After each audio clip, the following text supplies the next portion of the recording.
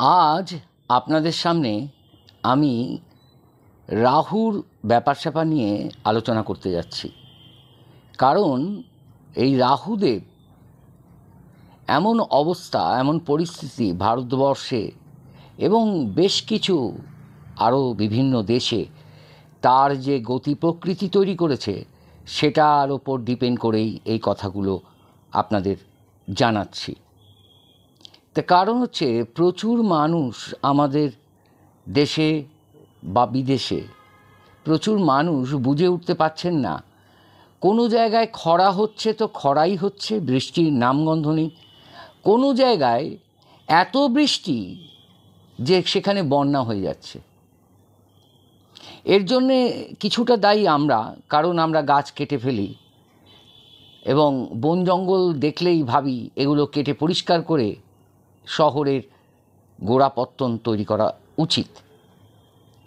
গাছ কাটি কিন্তু গাছ লাগাই না। আমি কাউকে দোষারোপ করছি না এবং কাউকে বলছি না যে তিনি ক্ষতি করছেন।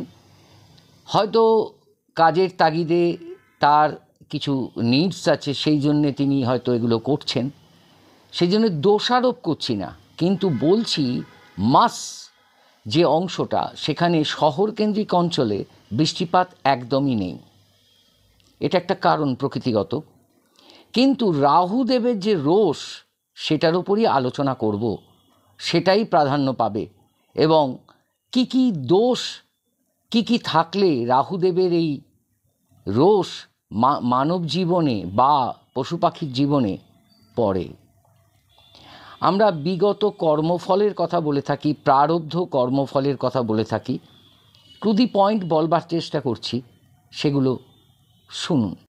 রাহু শারীরিক সমস্যা সৃষ্টি তো করেন। অনেক লোক মশলাদার খাবার পছন্দ করেন। কথাগুলো মন দিয়ে শুনবেন, বুঝতে পারবেন আপনাদের সঙ্গে আমার কথাগুলো মিলছে কিনা। প্রচণ্ড খিদে, প্রচণ্ড হাই হাই করে খাচ্ছেন, কোথায় চলে যাচ্ছেন, মানে খাবার যে কোথায় চলে যায় সেটা বুঝতে পারছেন না, অথচ খিদে। শিক্ষা, প্রচুর বাবা মা সন্তানের শিক্ষা নিয়ে বিব্রত হয়ে পড়েছে। বেশ পড়াশোনা করছিল, হঠাৎ করে পড়াশোনা বন্ধ, হঠাৎ করে পড়াশোনা বন্ধ, বই হাতে করছে না, পড়তে বসলেই মারমুখী হয়ে আসছে, জিনিস ছোটরা বাচ্চারা জিনিসপত্র ছোঁড়াছুড়ি করছে, এই ধরনের যে রিজিড সেইগুলো কাজ করছে। সুতরাং শিক্ষাগত অবস্থান, গুরুচণ্ডাল দোষ শুনে থাকবেন, সেখানে সেই জাতীয় ব্যাপারগুলো ঘটছে, যেটা 4th হাউস এবং 5th হাউস তার লগ্ন অনুসারে। যারা জ্যোতিষের কিছু অংশ জানেন বোঝেন তারা বুঝতে পারবেন আমার এই কথার মর্ম। এরপরে আসি কর্মে। অনেকেই ভালো জব করছেন, জব ছেড়ে দিচ্ছেন।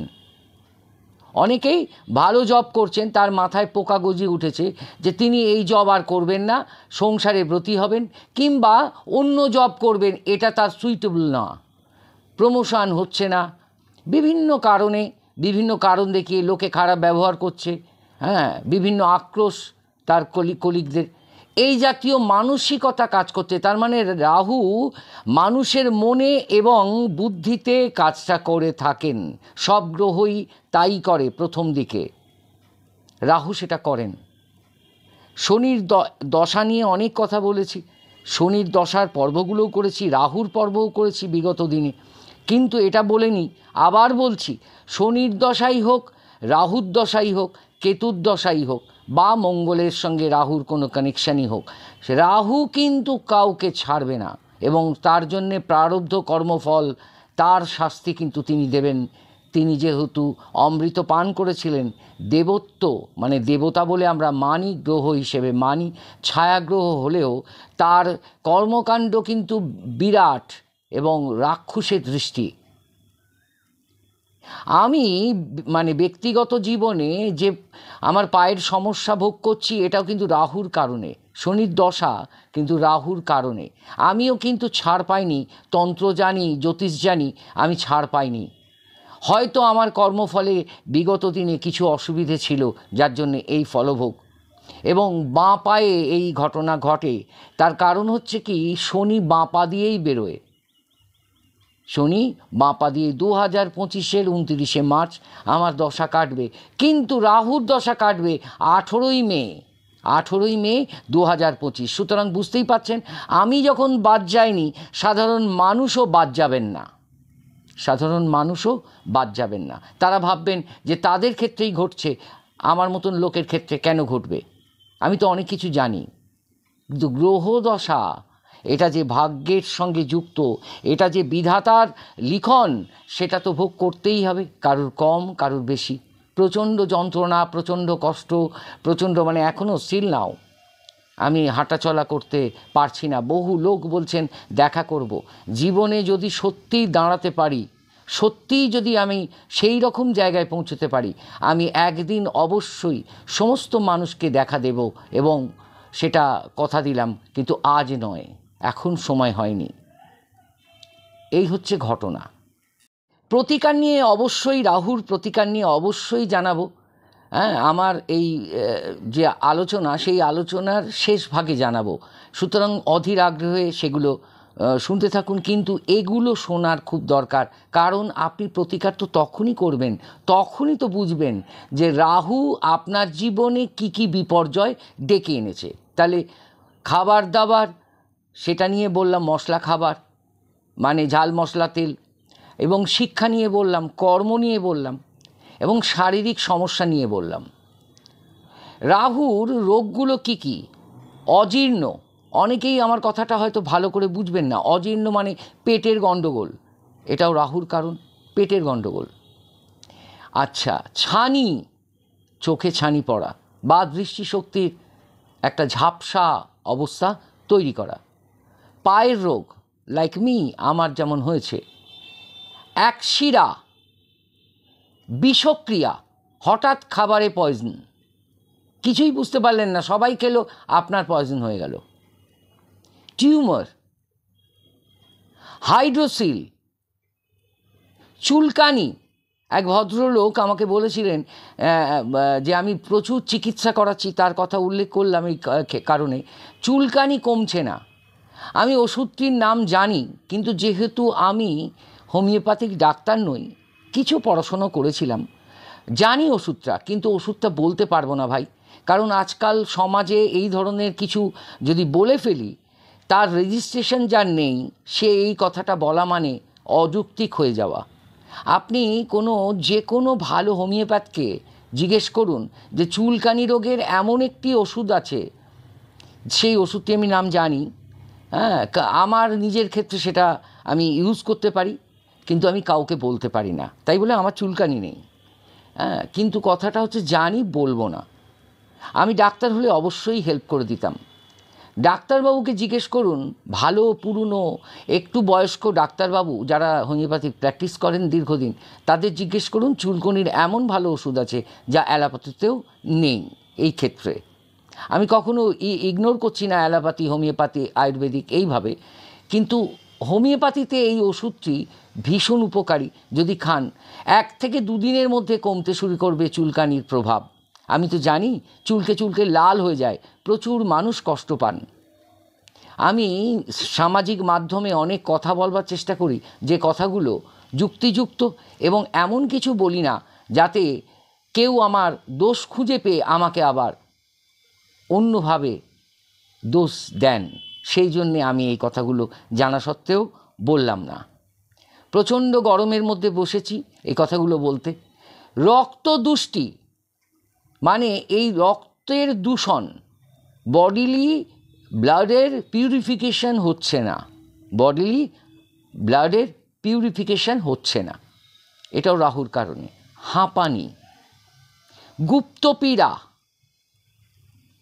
বা মূত্ররোগ, বিভিন্ন ধরনের ইউরিনাল ইনফেকশন। তাহলে রাহু ইনফেকশানগুলো আনয়ন করে। এই যে আপনারা করোনার সময়, বা আবার এখন একটা ট্রেন্ড তৈরি হয়েছে, আবার আসছে একটা কোনো ঝড়, যেটা ওই 2025-এর 18ই মে অবধি বিভিন্নভাবে স্প্রেড আউট হতে পারে। বিভিন্নভাবে পশু পাখি, মানে মুরগি থেকেও হতে পারে, বা এই ধরনের মুরগির ডিম থেকেও হতে পারে, বা বিভিন্নভাবে বিষক্রিয়া হতে পারে। ভাইরাস, রাহু ভাইরাসকে বহন করে স্প্রেড করে দেয়, রাহু ভাইরাসকে বহন করে স্প্রেড করে দেয়। বৃহস্পতি যখন সাংঘাতিক পরিমাণে আবার রিজিড হয়ে গিয়ে মার্গী হন, তখন কিন্তু রাহু এই যে ভাইরাস স্প্রেড করেছে আর পেরে ওঠে না। তখন আমরা প্রশমিত হই, ওষুধপত্র সেইভাবে আবিষ্কৃত হয়, করোনাকালে যা হয়েছিল। বোঝাতে পারলাম? তাহলে হাঁপানি, গুপ্তপীড়া, মূত্রের যে কোনো রোগ। এবার বলি, কোনো মানুষের যে কোনো কাজ, হওয়া কাজ আটকে যাচ্ছে। অনেকেই বলেন এটা একদম ডেফিনিট 100%, মানে আমি এইভাবেও বলতে পারি 200% হয়ে যাবে। সেটা হলো না, ব্যাক করলেন, ফেল করলেন। সেই হওয়া কাজ সহজে হয় না রাহুর কারণে, সহজে হয় না রাহুর কারণে। উটকো ঝামেলা, রাস্তা দিয়ে যাচ্ছেন, কারুর সঙ্গে কোনো বচসায় জড়িয়ে পড়লেন, হঠাৎ করে একটা ভালো কথা বলতে গেলেন, আপনাকে মারধর করে দিল, উটকো ঝামেলা আপনার কাঁধে বহন করে আনলেন, আপনাকে বলল দেখে নেব। যে কোনো উটকো ঝামেলা, যে যে ঘটনাগুলো আমাদের শুধু পশ্চিমবাংলায় নয়, ভারতবর্ষের বিভিন্ন প্রান্তে অহরহ ঘটে চলেছে ডিউ টু রাহু। মানে সেই লোকটাকে জিজ্ঞেস করা যদি হতো যে আপনি এটা করছেন কেন, তিনি উত্তর দিতে পারবেন না, তিনি একটা কারণ দেখাবেন, কিন্তু সেই কারণটা আসল কিছুই নয়, রাহু, তার ওপর রাহু সওয়ার হয়েছে, সেই জন্য তিনি এটা করছেন। তাকে যদি বোঝানো যেতে পারত যে ওহে এগুলো করতে নেই, মানুষে মানুষে বিভেদ বলে কিছু হয় না। এই কথাগুলো তো শুনলে আজকাল আমাকেই তেড়ে আসতে পারে। আমার কেউ শত্রু নয়, আমি কাউকে শত্রু মনে করি না। অনুরোধ করতে পারি যে যতটা পারবেন বিবাদ মিটিয়ে চলুন, কারণ রাহুর প্রকোপ থেকে আপনিও বাঁচবেন না, আপনিও কোনো না কোনো কোর্ট কেসে ফেঁসে যেতে পারেন।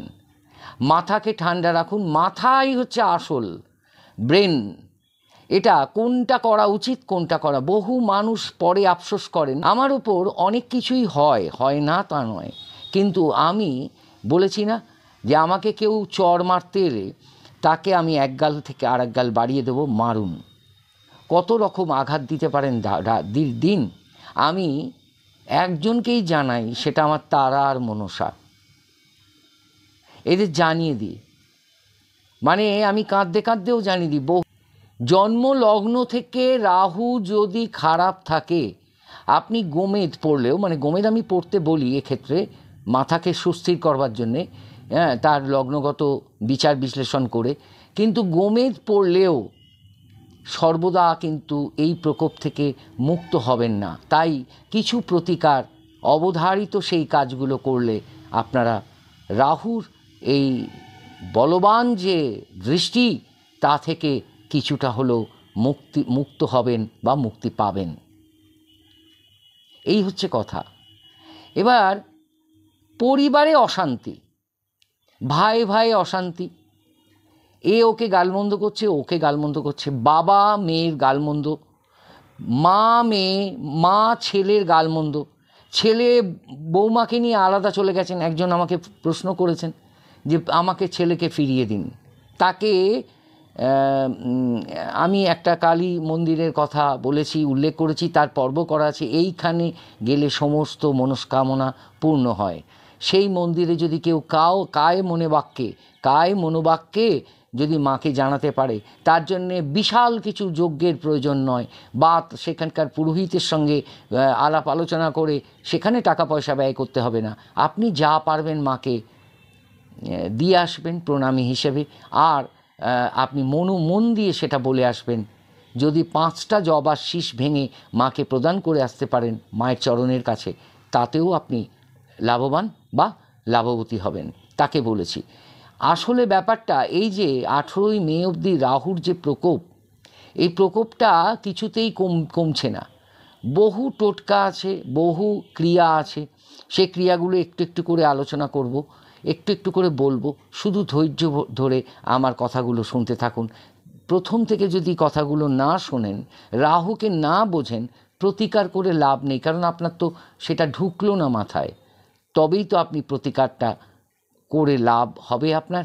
আপনি কোনটা করতে পারবেন সেটা বিবেচনা আপনার। আমি অনেকগুলো প্রতিকার বলবো একের পর এক।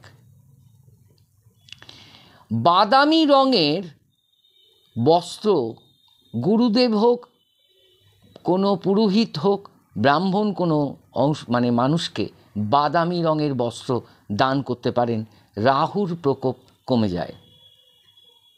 তাই বলে বারবার বলছি না, কিছুদিন অন্তর যদি আপনার সম্ভব হয়। কালাহস্তির মন্দিরে, যাদের পয়সা কড়ি আছে, কালাহস্তির মন্দিরে অন্ধ্রপ্রদেশে, সেখানে রাহু কেতুর মন্দির বলা হয় এবং সেখানে যজ্ঞ করা হয়। যদি সশরীরে না যেতে পারেন, সরকারিভাবে সেই সব নিয়মকানুন আছে, গুগল ঘাঁটলেই জানতে পেরে যাবেন। বাড়িতে বসে সেখানে পুজো দিতে পারেন এবং আপনি আপনার নাম দিয়ে, গোত্র দিয়ে যজ্ঞ করাতে পারেন, তার প্রসাদও পেয়ে যাবেন। কিন্তু কোনো আলাদা অ্যাপ নেই। যে অ্যাপ গভর্নমেন্ট অফ ইন্ডিয়ার, সেই ক্ষেত্রে মানে সেখানকার অন্ধ্রপ্রদেশ গভর্নমেন্টের সঙ্গে যুক্ত, সেইখানে কিন্তু যোগাযোগ করে অনলাইনে সেটা করতে পারেন।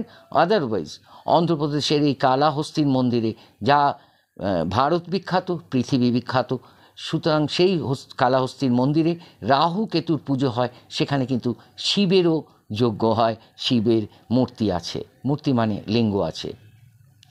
এটুকু বললাম।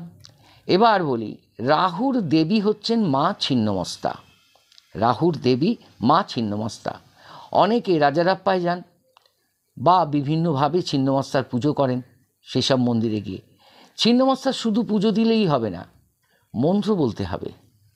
যারা পয়সা খরচা করতে পারবেন না তাদের জন্য বলি, প্রত্যেক শনিবার এই ধরনের ব্যাপার স্যাপার ঘটলে ওং ওইং, ওং ওইং, আমি লিখে দেবো স্ক্রিনে, ওং ওইং রিং রাহবে নম 12,000 বার করতে হবে। একদিনে নয়, একদিনে যতটা পারবেন রোজ করবেন। সন্ধ্যাবেলা শনিবার দিন, সন্ধ্যাবেলা শনিবার দিন। সুতরাং ওং ওইং রিং রাহবে নামও বলতে পারেন, শুধু রাহবেও বলতে পারেন, এটুকু বললেই হবে। ওং ওইং রিং রাহবে, এই কথাটা নিয়ে 12,000 আপনাকে কমপ্লিট করতে হবে। তাহলে ক্রমশ যে এই রোষ সেটা কমতে থাকবে আপনার জীবনে, আপনি উন্নীত হবেন, সুস্থ হবেন বিভিন্নভাবে।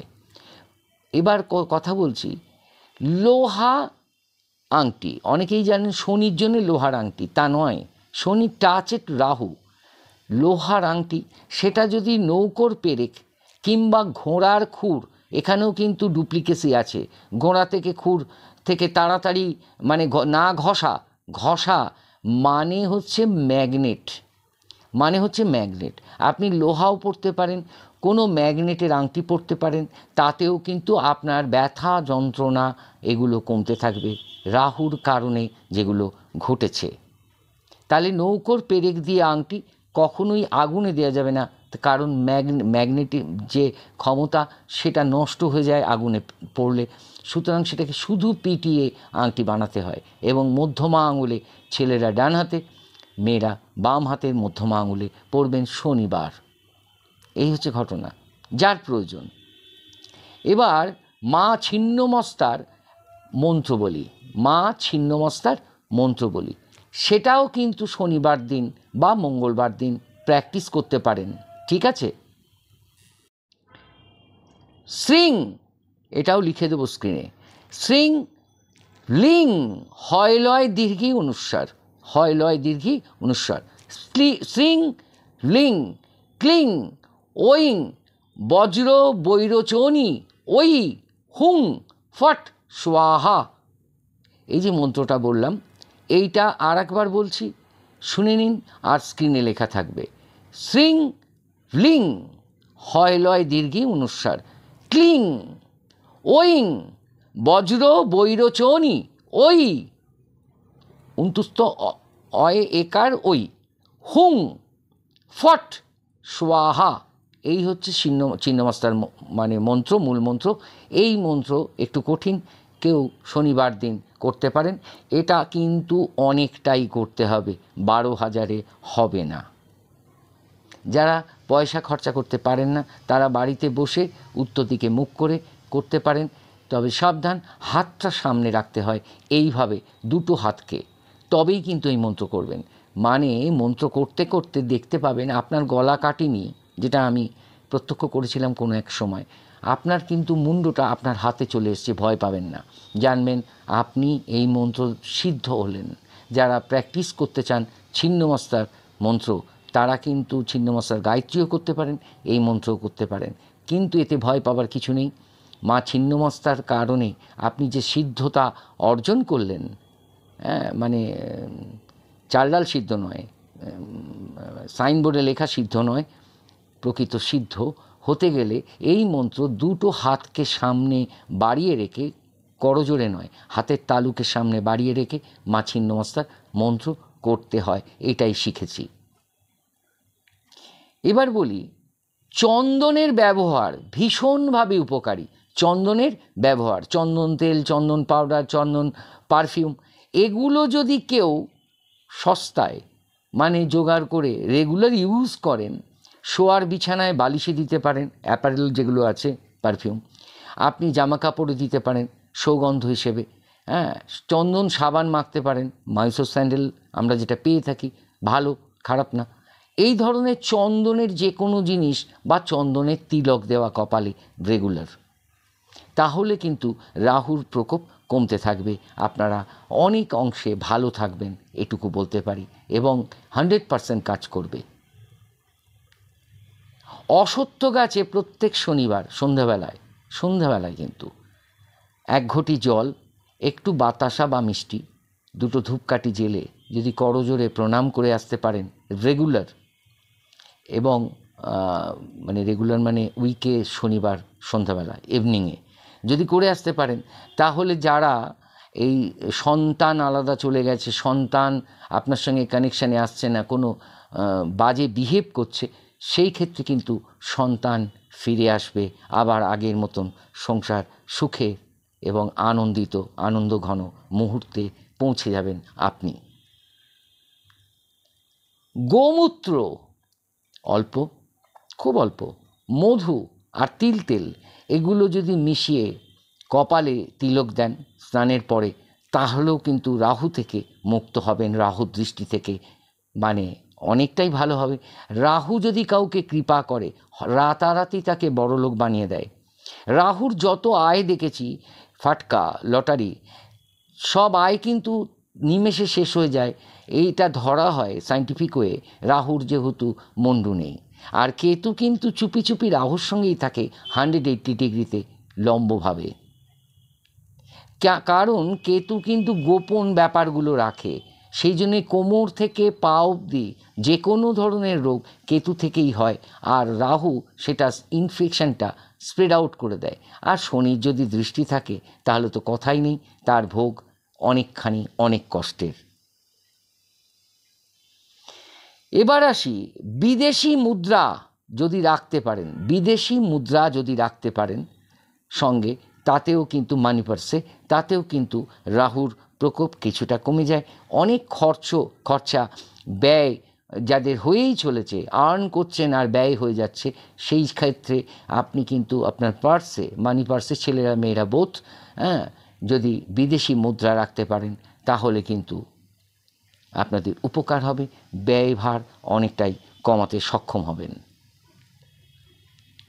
কালো কয়লা, গুল কয়লা নয়, যেটা মানে আমরা বড় বড় হোটেলেতে ভাঙা কয়লা, আগেকার দিনে রান্না হতো, এখন তো অনেকে করেই না, গ্যাস ইউজ করেন। সুতরাং কালো কয়লা ছোট আকারের নেবেন, নিয়ে সেইটা 7 বার, শনিবার দিন 7 বার নিজের মাথায় অ্যান্টি ক্লকওয়াইজ ঘুরিয়ে যে কোনো প্রবহমান জলে, যে জলটা চলাচল করে, নদী, পুকুর, বড় পুকুর কিংবা গঙ্গা নদী কিংবা অন্য কোনো নদী, জলে নিক্ষেপ করে দেবেন প্রত্যেক শনিবার। কালো কয়লার একটা টুকরো, ভালো করে কিন্তু এই খেটে আমি এটা করছি, প্রতিকারগুলো শুনুন এবং আপনার জীবনকে সেই জায়গায় পৌঁছে নিয়ে যান যে যাতে রাহুর প্রকোপ থেকে আপনারা বেঁচে যান।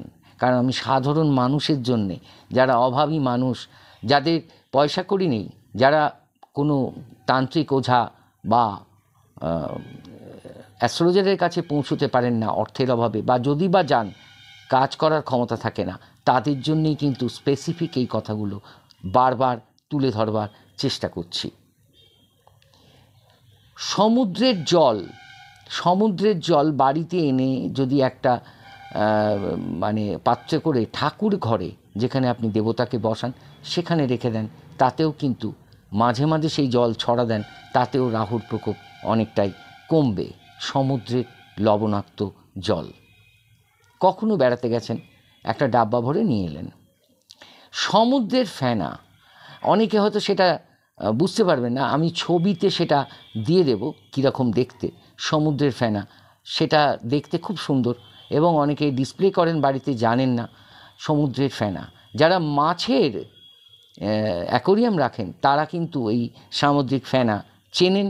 তারা মাছের জন্যে মাছের অ্যাকোরিয়ামের মধ্যে এই ধরনের ফেনা রাখেন, কারণ মাছ নাকি সেগুলো খায়, মাছের বাড়ন্ত হয়। সমুদ্রের ফেনা, তা সেটা সাদা রঙের হয়। আর এইটা যেটা অরিজিনাল, আমি সমুদ্র থেকে কুড়িয়ে এনেছিলাম বাড়িতে, আমার ঠাকুর ঘরে রাখা আছে। সময় মতন ছবিটা আপনাদের ডিসপ্লে করে দেবো, দেখে নেবেন কেমন দেখতে। মুসুর ডাল অল্প, একদম অল্প, গাদা গাদা নয়, একদম অল্প, শনিবার দিন হাতের মুঠোতে নিয়ে অ্যান্টি ক্লকওয়াইজ 7 বার যদি নিজের মাথার ওপর দিয়ে ঘুরিয়ে পুকুরের জলেও ফেলে দেন বা যে কোনো জলাশয়ে ফেলে দেন, তাতেও কিন্তু রাহুর প্রকোপ কমবে কমবে কমবে। এবার আসি, কালো কোনো বস্ত্র কোনো পথে কোনো ভিক্ষুককে যদি দান করেন শনিবার দিন সন্ধেবেলার আগে, যখন সানসেট হতে যাচ্ছে সেই সময় থেকে বা আফটার সানসেট, সেই সময়ের মধ্যে দান করেন কালো বস্ত্র, নীল বস্ত্র, রাহুদেব খুব খুশি হন এবং আপনার প্রকোপ অনেকটাই কমবে। যারা পারবেন তারা করবেন। কেউ বললেন আমার তো এত কিছু করার ক্ষমতা নেই, একটা একটা করে করুন। আমি সবকটা আপনাদের একাকে করতে বলছি না, যারা যেটা পারবেন, যেটা বিবেচনা করবেন সেটাই করবেন। রূপোর গ্লাস কাউকে দান করতে পারেন, যে কোনো ব্রাহ্মণকেও দান করতে পারেন। রূপোর গ্লাস ছোট দিন, কোনো আপত্তি নেই। বা কোনো দেবালয় মন্দিরে, কোনো কালী মন্দিরে বা শিব মন্দিরে, মূলত আমরা তো এরকমই যাই, অন্যান্য মন্দিরেও দিতে পারেন রূপোর গ্লাস, তাতেও রাহুদেবের প্রকোপ মানে কমাবেন। এই হচ্ছে ঘটনা। বিল্বপত্রে, বেলপাতাতে, যেমন করে দুর্গাপুজোর সময় অনেকেই বা কালী পুজোর সময় অনেকেই বুকের রক্ত দিয়ে থাকেন, বুকের হোক আঙুলের হোক, এক বিন্দু রক্ত বার করে, কোনোভাবে কাঁটা ফুটিয়ে রক্ত বার করে যদি সেই রক্ত বিল্বপত্রে মাখিয়ে কোনো কালী মন্দিরে অর্পণ করতে পারেন বা যেখানে বলি হয় সেখানেও দিতে পারেন, তাতেও কিন্তু রাহুর প্রকোপ কমবে। বলির খাঁড়ার রক্ত ধোয়া জল যদি জিভে লাগাতে পারেন বা মাথায় কপালে লাগাতে পারেন, তাহলেও রাহুর প্রকোপ অনেকটাই কমে যাবে। যাদের জেল যাত্রা হচ্ছে, যাদের মানে অনৈতিক কাজের মধ্যে ফেঁসে গেছেন বা এমন মানুষ দ্বারা আক্রান্ত হচ্ছেন, তারা বাঁচতে বা কেউ আপনাকে মারবে হুমকি দিয়েছে, সেই ক্ষেত্রে কিন্তু এই টোটকাটা ভীষণ উপকারী। রক্ত কাউকে দান করতে পারেন, কোনো দেবতা দেবীকে, বা বলির খাঁড়ার ধোয়া জল যেখানে বলি হয়। সুতরাং এটা খুব দুষ্প্রাপ্য হয়ে পড়েছে, এখন তো বলি অনেক জায়গায় বন্ধ। খোঁজ খবর নিয়ে যে কোনো পুরনো পুজোতে অনেক জাগ্রত সেই ধরনের জায়গাতে এই বলির রক্তের খাঁড়া ধোয়া জল রাহুর কাজের জন্যে ভীষণভাবে বিবেচিত। এই যে মানে রাহুর খাদ্য খাবারগুলো বলি, যেগুলো খেলে একটা মানুষের অনেক ভালো হবে। টক আমড়া, জলপাই, ঠিক আছে, আর হচ্ছে কি বলে ওটাকে, আমলকি, এগুলো খেলে খুব ভালো। কপি খেতে পারেন, পালং শাক খেতে পারেন। আর যারা গোমেদ পড়তে চান তারা 8 রতি গোমেদ রূপো দিয়ে মধ্যমা আঙুলে পড়তে পারেন। সেটা কিন্তু একটু কাউকে কোনো জ্যোতিষকে দেখিয়ে নেবেন, কারণ আপনার এই ধরনের প্রবলেমগুলো থাকলে তাহলে গোমেদ পড়লে মাথা ঠান্ডা থাকবে বা অনেক কাজ সঠিকভাবে করতে পারবেন। আমরা রাহুর কারণে ভুল মন্তব্য করি, ভুল কথা বলি, অ্যাগ্রেসিভ হয়ে পড়ি, বারবার একই প্রশ্ন করি, হ্যাঁ, কাউকে বিব্রত করি, তারপর আস্তে আস্তে লোক সরে যেতে থাকে। আমরা বলি সব লোক আমার থেকে বিমুখ হয়ে যাচ্ছে কেন, এটাও রাহুর কারণে। এই ক্ষেত্রে গোমেদ পড়তে পারেন আটরতি আর রূপো দিয়ে। মঙ্গলবার দিন ধারণ করবেন, শনিবার দিনও ধারণ করতে পারেন। রূপো দিয়ে ছেলেরা মধ্যমার ডান হাতে আর মেয়েরা বাম হাতের মধ্যমাতে ধারণ করবেন। গোমেদ যারা কিনতে পারবেন না তারা গার্নেট কিনবেন 12 রতি। গার্নেটের দাম অনেকটা কম, সেই জন্যে 12 রতি পড়বেন এই সিমিলার ওয়েতে গোমেদের পরিবর্তে, রূপো দিয়ে কিন্তু, সিলভার, ঠিক আছে? এখানে কিন্তু সোনা দেবেন না, সোনা দিলে কিন্তু আর দেখতে হবে না। রাহুর কেতুর নীলার মানে ক্যাটসাই, গোমেদ অ্যান্ড নীলা এই ধরনের কিছু পড়লে জ্যোতিষকে জিজ্ঞেস করবেন পড়া উচিত কি না, কারণ এগুলোর সঙ্গে বাবা মায়ের জীবন বা বাড়ির কারুর জীবন জড়িয়ে থাকে। সেক্ষেত্রে বাবা বেঁচে থাকলে এই ধরনের পাথর চুজ করলে বলা হয় বুঝে দেওয়া উচিত। সব জ্যোতিষী কিন্তু এটা বোঝেন না, বলে দেন ফট করে এটা পড়ুন, তার হয়তো সেই এক্সপিরিয়েন্স নেই, তাই জন্য বলেন। আমার কিন্তু অনেক এক্সপিরিয়েন্স তৈরি হয়েছে, তাই জন্য এতগুলো কথা এইভাবে বারবার বলে দিচ্ছি, কোনো মানুষের যেন ভুল না হয়। আচ্ছা, তাছাড়া জরিমানা হতে পারে। এই যে বাইক চালকরা অনেকেই দেখবেন জরিমানা দেন, কার চালকরাও জরিমানা দেন, বা বিভিন্নভাবে আপনি কোনো রুল ব্রেক করে ফেলেছেন হঠকারিতা করে, সেখানেও জরিমানা আপনাকে প্রদান করতে হচ্ছে সরকারকে। সেক্ষেত্রেও কিন্তু আপনার ওই ভুল ভ্রান্তিটা, আপনি তর্ক করছেন, বিতর্কের মধ্যে জড়িয়ে পড়ছেন, জরিমানা ভরছেন, সেক্ষেত্রেও কিন্তু রাহুই দায়ী। অ্যাক্সিডেন্ট মানে টেনে হিঁচড়ে নিয়ে গিয়ে তাকে মেরে ফেলবে, তার রক্তপাত, রাহু রক্ত বোঝে, রক্ত চায়। সেই জন্য বহু এই যে ট্রেন অ্যাক্সিডেন্ট, এই যে আগুন জ্বলে যাওয়া, রাহু মঙ্গল, যে দিকে দিকে আগুন জ্বলে যাচ্ছে, বড় বড় ফ্ল্যাট বিল্ডিং বা শপিং মল, এগুলো শুনবেন, নিউজে পড়বেন, ডিউ টু রাহু। এখানে প্রিকশন নেওয়া উচিত এবং বোঝা উচিত যে কোনো সময় এই ক্ষেত্রে ফায়ারিং হয়ে যেতে পারে এবং সেই আগুন নেভাতে অনেক জিনিস নষ্ট হতে পারে, অনেক প্রাণ নষ্ট হতে পারে। এগুলো একটু গুরুত্ব দিয়ে ভাবা উচিত। হবে না তা বলছি না, মানে আপনি প্রিকশন নিলেন আর সেটা হবে না তা নয়, কিন্তু রাহুদেবের ইচ্ছে হলেই করে দেবেন, কখন করে দেবেন কেউ বুঝতে পারে না। এইটাই নামই তো গ্রহ বা দেবতা। বিকৃত মানসিকতা, মানুষের সঙ্গে অহেতুক কুকথা বলে যে ব্যবহার লোকে করেন, আমি কাউকে সমালোচনা করছি না, ভুল বুঝবেন না। সেই বিকৃত মানসিকতা মানে লোভ, লালসা, কষায়ের মতন, মানে তুই মরলি আমার কিছু যায় আসে না, আমাকে দিলেই হলো। হ্যাঁ, ছিনিয়ে নেওয়ার সময় এমন ঘাড়ে কোপ মারলো যে আপনি মরলেন না কিন্তু অনেক কিছু ভোগ করলেন। ব্যাপারটা এরকম, আমি বলছি বিকৃত মানসিকতা, এটাও রাহুর কারণে ঘটে। যে কোনো লোক অশ্রাব্য ভাষায় গালমন্দ করে কথা বলছে, কিছুতেই ভালো বলছে না, বুধও খারাপ, রাহুও খারাপ, বুধও খারাপ, রাহুও খারাপ। এখানে বুধের কোনো কিছু না করেও রাহুর প্রতিকার করলে, যে কথাগুলো প্রতিকার হিসেব করে বলেছি, মন্ত্র বলা থেকে শুরু করে বিভিন্নভাবে অশ্বত্থ গাছে জল প্রদান বলেছি, সেগুলো সব কিছুই যে কোনো একটা আপনি মেনটেন করুন, অনেকটা প্রশমিত হবে, আপনি নিজেও ভালো থাকবেন, সমাজের আর 5 জনও ভালো থাকবে। আমার অনুরোধ, এই যে কথাগুলো এতক্ষণ ধরে বলে চলেছি, এই অনুরোধগুলো রাখুন এবং রাহুর প্রতিকার করুন, খুব সহজে বিনা পয়সায় বলতে পারেন। আর একটা জিনিস আপনাদের দেখাচ্ছি, একটু অপেক্ষা করুন।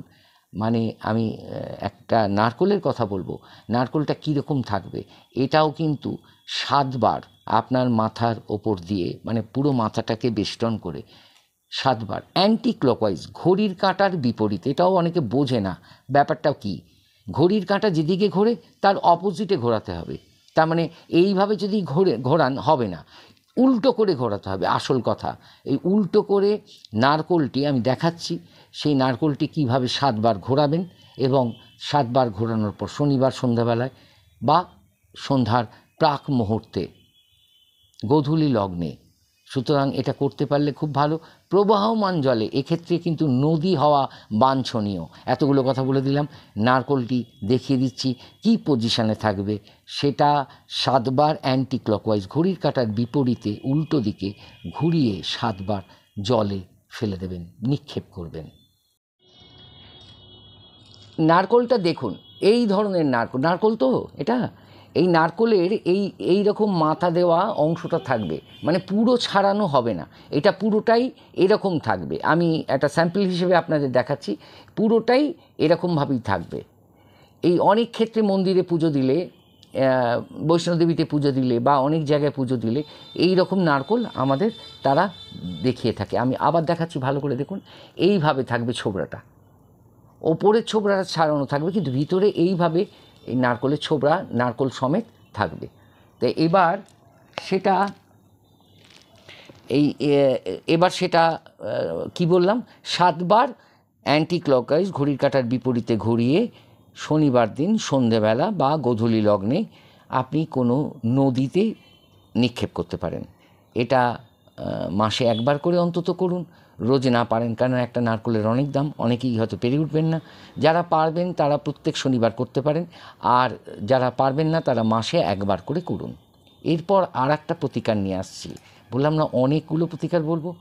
এবার হচ্ছে ভুট্টা, আমরা অনেকেই ভুট্টা খাই, কর্ন, যেটা মানে দানা হিসেবে কিনে খাই, বা ইনট্যাক্ট ভুট্টা পুড়িয়ে খাই, মানে পোড়ানো ভুট্টাও রাস্তায় লোকে লেবু নুন দিয়ে খেয়ে থাকে। সেই ভুট্টার যে খোসার মুখ থেকে যে রেশমি সুতোর মতন যেগুলো বেরোয়, সেগুলো রাহুর খুবই উপকারী জিনিস।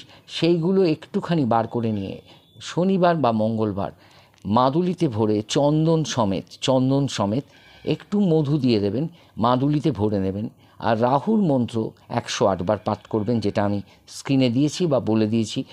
ওং ওইং রিং রাহবে, এইটা 108 বার পাঠ করে নেবেন, মোম দিয়ে মুখ বন্ধ করে।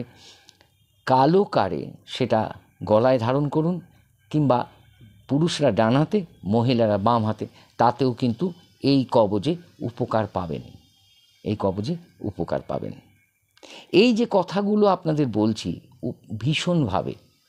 ভীষণভাবে আর একটা কথা বলে দিই, একটুখানি নীল উজালা এখন মার্কেটে চলছে, রবিন ব্লু, বা আগেকার দিনে যে বড়ি নীল পাওয়া যেত, গুঁড়ো নীলও পাওয়া যায়, একটুখানি নীল উজালা বা রবিন ব্লু লিকুইড হলে 2 ফোঁটা 3 ফোঁটা, এর ওপরে নয়, আর না হলে গুঁড়ো হলে সেটাও একটু জলে গুলে নেবেন একটা কাঁচের গ্লাসে।